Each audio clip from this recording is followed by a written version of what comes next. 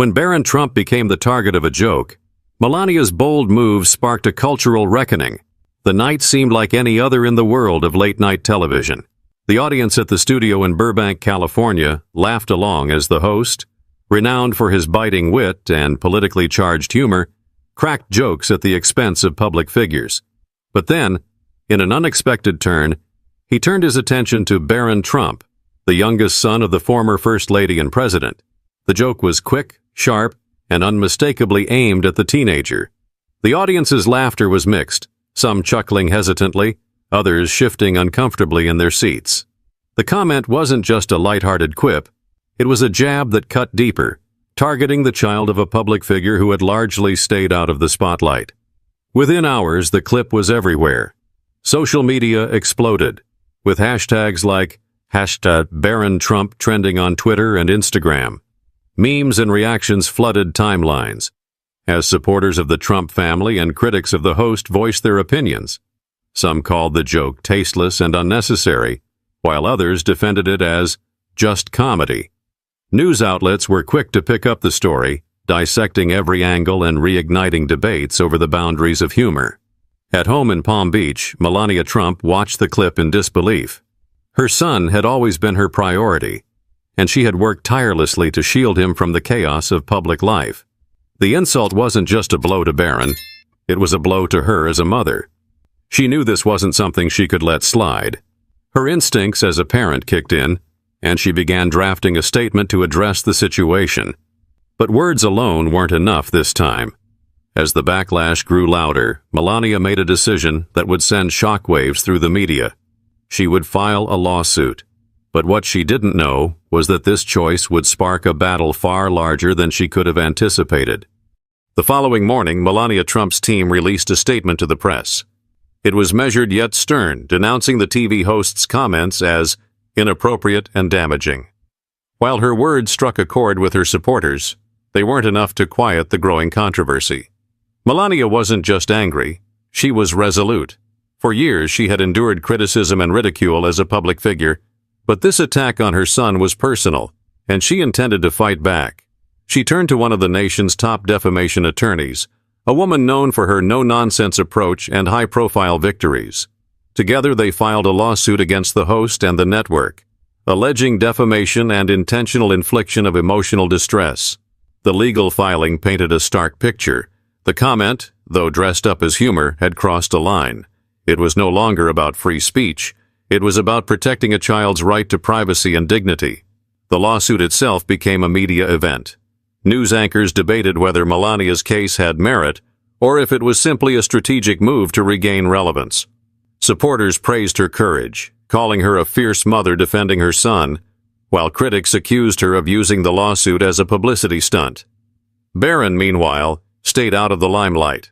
Friends close to the family described him as a quiet teenager who rarely engaged with the media circus that surrounded his family. Melania's actions, however, spoke volumes about her priorities. She wasn't fighting for her reputation. She was fighting for his. The lawsuit had an immediate impact. Sponsors began distancing themselves from the late-night show, worried about the negative press. The host, known for his confidence, appeared more subdued in his next few broadcasts. Still, he refused to apologize, doubling down on his right to free speech and labeling the lawsuit as an attack on comedy itself. But as the days passed, the story grew even larger, pulling in voices from every corner of the country, and the battle was only just beginning. The lawsuit ignited a firestorm across every media platform. Cable news channels devoted hours to panel discussions, online forums buzzed with debates, and podcasts dissected the situation from every angle. The country seemed split right down the middle. On one side were those who applauded Melania for standing up to what they called bullying disguised as comedy. Parents, in particular, resonated with her decision, flooding social media with messages of support. "Protecting our kids should never be a question," one viral post read, accompanied by a picture of Barron during his father's time in office. On the other side, however, the backlash was fierce. Comedians and talk show hosts rallied around their embattled peer, claiming that the lawsuit set a dangerous precedent for creative expression. Some argued that public figures, including their families, were fair game for satire, regardless of their age. If you can't take a joke, you shouldn't be in the public eye, one prominent host declared during a heated debate on his program. The conversation spilled out of the media and into coffee shops, workplaces, and dinner tables. In Los Angeles, college students debated the ethics of free speech during a campus rally. In a small diner in Topeka, Kansas, a group of retirees discussed whether the host had gone too far. The story wasn't just about Melania and Barron anymore. It was about what kind of behavior society was willing to tolerate under the banner of entertainment. Amid the chaos, the late-night host continued to push back. His monologues became more defiant, framing himself as a victim of censorship.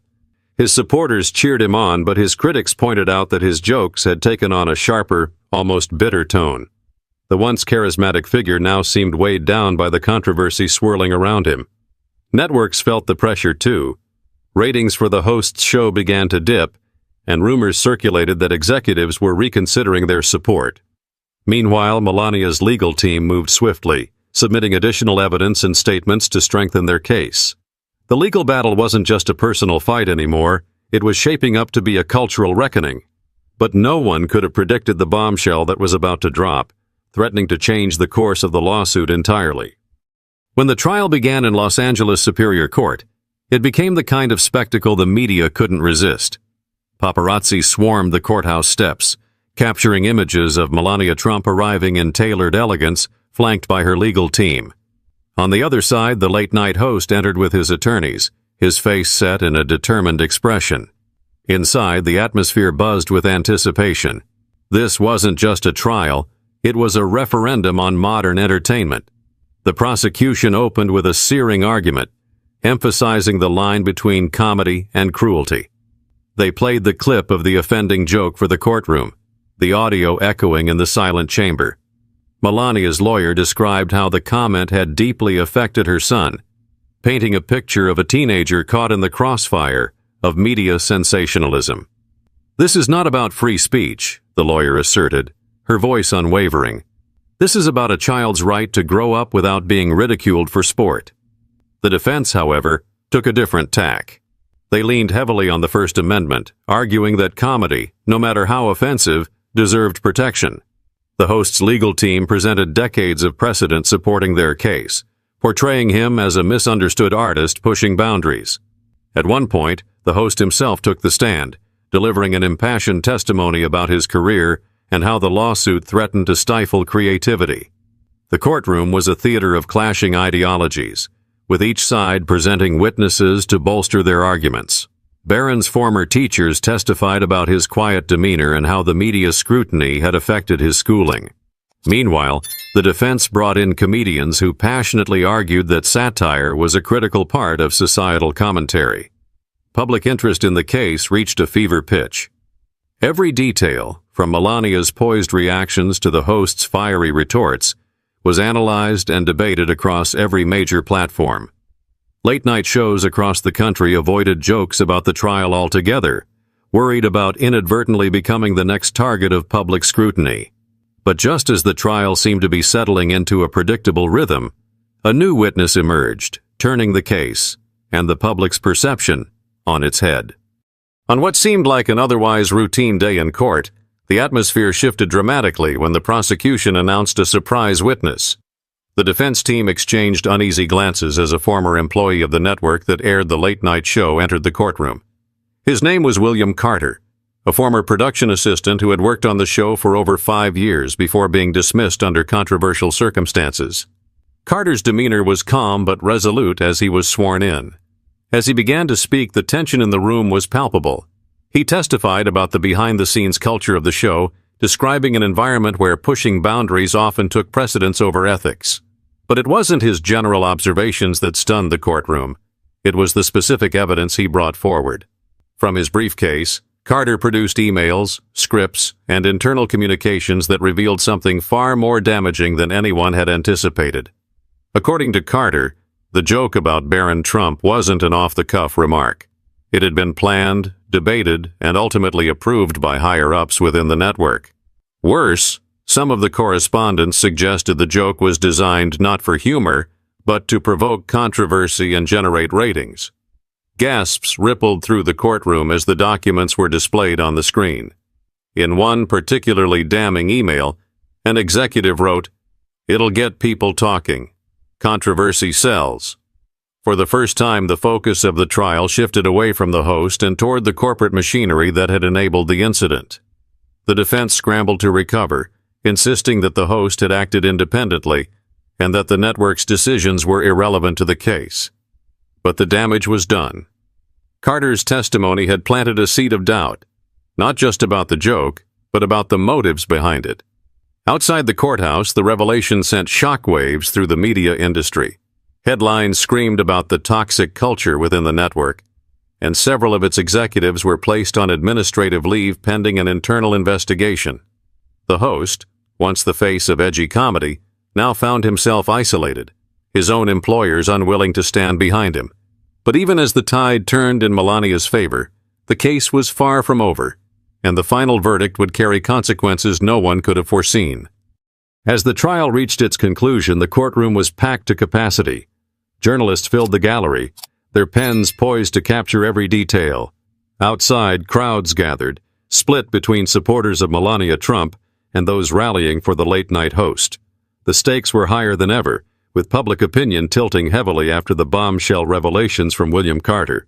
In their closing arguments, Melania's lawyer delivered a powerful statement. She didn't just argue for her client, but for every family that had been dragged into the public eye without consent. "This isn't about silencing comedy," she said, her voice steady and firm. "This is about accountability. It's about understanding that our words, especially those amplified to millions, have consequences." The defense, battered but determined, made one final plea. They warned that a ruling against the host could create a chilling effect on comedians everywhere. "Where do we draw the line?" they asked. "At what point does protecting feelings infringe upon the freedom to challenge and provoke?"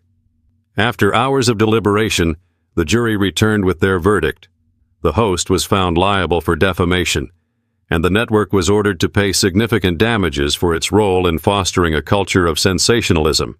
The judge, however, made it clear that the ruling wasn't an attack on free speech, but a recognition that humor cannot come at the expense of a child's dignity.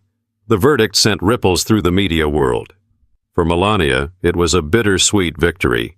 She had stood up for her son and won, but the experience had been exhausting. In a brief statement to the press, she expressed her hope that the case would serve as a reminder to approach public discourse with greater care and respect. For the host, the fallout was severe. Sponsors pulled out, his network distanced itself, and his show was placed on indefinite hiatus. But the case also prompted important conversations. Across the country, people debated the boundaries of comedy, the responsibilities of public figures, and the ethics of media sensationalism. In the weeks that followed, new initiatives emerged to address the toxic culture in entertainment. Comedians began reevaluating their material, networks implemented stricter oversight, and audiences became more mindful of what they chose to support. And through it all, one lesson became clear. While free speech is a right, respect and empathy are responsibilities we all share. As the dust began to settle, the nation found itself reflecting on the deeper implications of the trial. Conversations shifted from the specifics of the case to the broader cultural questions it raised. Where is the line between humor and harm? How do we balance the right to free speech with the need for accountability? For many parents, Melania's battle was a wake-up call. It reminded them of the importance of standing up for their children in an increasingly digital and unforgiving world. One mother in Des Moines shared her thoughts in a viral video. "If someone with Melania Trump's platform can face this kind of struggle, what does that mean for the rest of us? This trial wasn't just about Barron, it was about all our kids." For the entertainment industry, the verdict was a reckoning. Networks and production companies started reevaluating their approach to comedy, understanding that cheap shots and controversy-driven content came at a cost. The trial inspired a renewed focus on creating humor that challenged norms without demeaning individuals. On the streets, in homes, and across classrooms, people began to discuss the ripple effects of their words and actions. The trial highlighted how something as simple as a joke could spiral into a larger conversation about values, ethics, and respect. But the story's impact extended beyond Barron, Melania, or the host. It became a cultural milestone, teaching that while we have the freedom to speak, we must also consider the power of our words. Humor can unite, but it can also divide, and the responsibility to choose wisely rests with all of us. And so, as the cameras turned off and the world moved forward, one message remained.